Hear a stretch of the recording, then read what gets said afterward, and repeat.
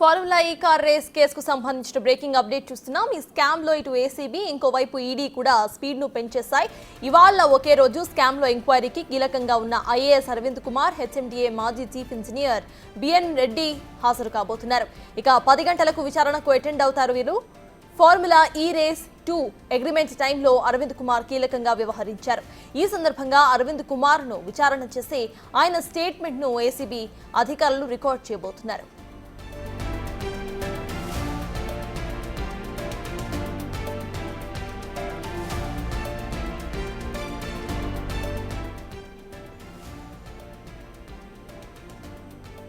ఇక మరోవైపు ఇదే కేసులో హెచ్ఎండిఏ మాజీ chief engineer BN Reddy ED విచారణ నేడు హాజరవుతున్నారు.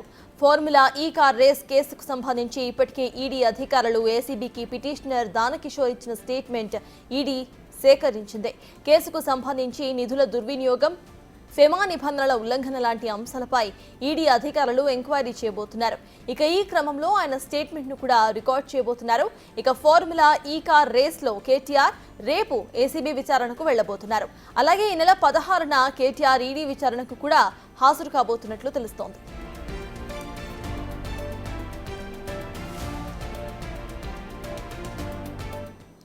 ఇక formula E car race case enquiries కు సంబంధించిన అప్డేట్స్ ను మా ప్రతినిధి సురేష్ అందిస్తారు. సురేష్, చెప్పండి, ఇవాళ కేసులో కీలకంగా ఉన్న ఇద్దరు కూడా ఏసీబీ ఎదుట హాజరు కాబోతున్నట్టుగా తెలుస్తోంది. అసలు అప్డేట్స్ ఏంటి?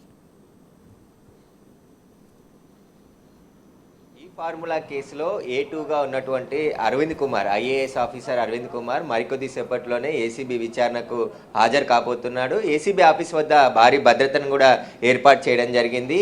ఈరోజు అరవింద్ కుమార్ స్టేట్మెంట్ చాలా కీలకంగా ఉండబోతుంది. ఎందుకంటే ఆయన అప్పటి మున్సిపల్ చీఫ్ స్పెషల్ సెక్రటరీగా పనిచేశాడు కాబట్టి ఆయన సంతకాలతోనే నగదు బదిలీ అయ్యింది. హెచ్ఎండిఏకి సంబంధించిన నగదు అంతా కూడా. దానికి సంబంధించి ఆయన A2గా ఈ కేసులో ఉన్నారు. ఇక బిఎల్ఎన్ రెడ్డి ఈడీ విచారణకు ఈరోజు హాజరు కాబోతున్నాడు. ఆయన హెచ్ఎండిఏ మాజీ చీఫ్ ఇంజనీర్గా పనిచేశాడు.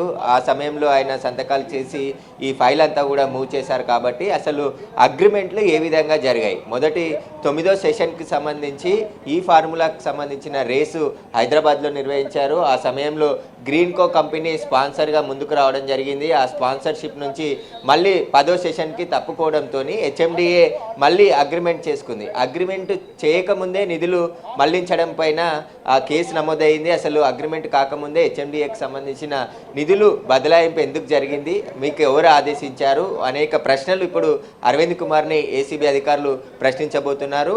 ఈరోజు అరవింద్ కుమార్ స్టేట్మెంట్ సుదీర్ఘంగా కూడా రికార్డ్ చేసే అవకాశం ఉంది. ఆయన ఇన్వెస్టిగేషన్ కూడా పూర్తిగా సహకరించే అవకాశాలే ఎక్కువగా ఉన్నాయి. ఎందుకంటే గత జనవరిలో ఆయన ప్రభుత్వానికి చీఫ్ సెక్రటరీకి ఒక లేఖ రాశాడు, వివరణ ఇచ్చాడు. హెచ్ఎండిఏలో జరిగిన నిధుల గోల్మాల్కి సంబంధించి కావచ్చు, విదేశీ కంపెనీకి బదలాయింపుకు సంబంధించిన పూర్తి వివరాలతో కూడిన లేఖని వివరణ అందించడం జరిగింది. ఇప్పుడు అందులో ఉన్న స్టేట్మెంట్తో పాటు మరిన్ని విషయాలు కూడా అరవింద్ కుమార్ వెల్లడించే అవకాశం కనబడుతుంది. ఈ అగ్రిమెంట్ ఎందుకంటే ముందుగా గ్రీన్కోకి సంబంధించిన స్పాన్సర్షిప్ ఇస్తామని చెప్పేసి వచ్చిన వాళ్ళు మళ్ళీ ఎందుకు డ్రాప్ అయ్యారు, హెచ్ఎండిఏ మళ్ళీ అగ్రిమెంట్ ఎందుకు చేయాల్సి వచ్చిందనే దానిపైన కూడా పూర్తిగా ఏదైతే దానికి సంబంధించిన వివరాలన్నిటిని కూడా అరవింద్ కుమార్ని ఆయన నుంచి రాబట్టే అవకాశాలు స్పష్టంగా కనబడుతున్నాయి. రేపు కేటీఆర్ని విచారించేందుకు వాళ్ళు నోటీసులు ఇచ్చారు కాబట్టి ఏసీబీ అధికారులు ఈరోజు అరవింద్ కుమార్ ఇచ్చే స్టేట్మెంట్ చాలా కీలకంగా ఉండబోతుంది. ఏసీబీ ప్రధాన కార్యాలయం వద్ద పోలీసులు కూడా భారీ భద్రతను ఏర్పాటు చేయడం జరిగింది.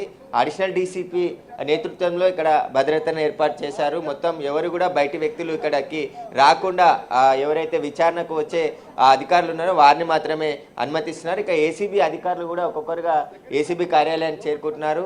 ఏసీబీ డైరెక్టర్ తరుణ్ జోషి నేతృత్వంలో ఈ విచారణ జరగనుంది. ఇప్పటికే సిఐయు టీం సిద్ధంగా ఏసీబీ కార్యాలయంలో ఉంది. దాదాపు 10 నుంచి 10:30 గంటల సమయంలో అరవింద్ కుమార్ ఏసీబీ కార్యాలయానికి రాబోతున్నట్టు తెలుస్తుంది. ఆయన వచ్చిన తర్వాత ఈ క్వశ్చన్స్ అన్నీ కూడా ప్రిపేర్ చేశారు కాబట్టి ఇప్పటికే అరవింద్ కుమార్ని ఎలాంటి ఇన్వెస్టిగేషన్ చేయాలనేది ఉన్నతాధికారులు దర్యాప్తు బృందానికి డైరెక్షన్ ఇచ్చారు. దానికి సంబంధించిన పూర్తి వివరాలు అరవింద్ కుమార్ నుంచి రాబట్టే ప్రయత్నం ఈరోజు చేస్తారు. ఖచ్చితంగా ఈ కేసులో ఎందుకంటే ఇప్పటికే హైకోర్టు క్వాష్ పిటిషన్ ఏదైతే కేటీఆర్ వేసినటువంటి క్వాష్ పిటిషన్ కొట్టివేసింది కాబట్టి ఈ నిన్నటి నుంచి దూకుడు పెంచింది ఏసీబీ. ఇప్పటికే నిన్న ఉదయం 10 గంటల నుంచి రాత్రి 11 గంటల వరకు గ్రీన్ కోక్ సంబంధించిన అనుబంధ సంస్థలపైన సోదాలు నిర్వహించారు. ఆ సోదాల్లో చాలా కీలకమైన డాక్యుమెంట్లని స్వాధీనం చేసుకోవడం జరిగింది. వాటిని కూడా ఈరోజు పరిశీలిస్తారు. ఎందుకంటే హైదరాబాద్తో పాటు మచిలీపట్నంలో కూడా సోదాలు నిర్వహించి అక్కడ హార్డ్ డిస్క్లు డాక్యుమెంట్స్ అన్నిటిని కూడా స్వాధీనం చేసుకోవడం జరిగింది. ఈరోజు అరవింద్ కుమార్ విచారణలో చాలా కీలకమైన విషయాలు వెల్లడిస్తే రేపు కేటీఆర్ని ఆ స్టేట్మెంట్ ఆధారంగా కూడా ఏసీబీ విచారించబోతున్నట్టు తెలుస్తుంది. ఇక రేపు కేటీఆర్ కూడా విచారణకు రాబోతారు. అదేవిధంగా ఆయన హైకోర్టుకు ఈరోజు వెళ్ళబోతున్నారు. Right, thank you Suresh.